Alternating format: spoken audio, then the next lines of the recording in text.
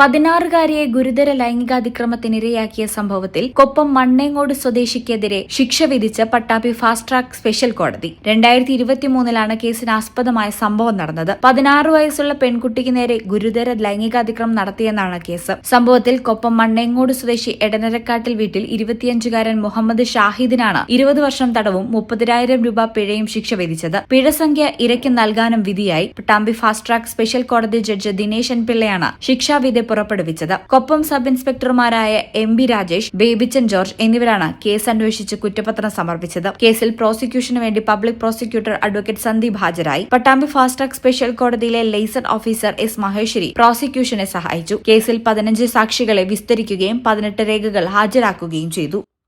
ഈ channel Pattambi. BSc optometry ഒരു professional കോഴ്സാണ്. ഇതൊരു പ്രാക്ടിക്കൽ ഓറിയന്റഡ് കോഴ്സും കൂടിയാണ്. ക്ലാസ്സിൽ പഠിക്കുന്നതിനേക്കാൾ ക്ലിനിക്കൽ എക്സ്പോഷർ കൂടുതൽ വേണ്ടൊരു മേഖലയും കൂടിയാണ്. അൽസലാമ ഐ ഹോസ്പിറ്റലിൽ ആവശ്യത്തിലധികം ക്ലിനിക്കൽ എക്സ്പോഷർ നമുക്ക് ലഭിക്കുന്നുണ്ട്. അതുകൊണ്ട് തന്നെ വേഗത്തിൽ പഠിക്കാൻ പറ്റുന്നു, എല്ലാം മനസ്സിലാക്കാനും പറ്റുന്നു. We are very happy to be the part of Al Salama Optometry College.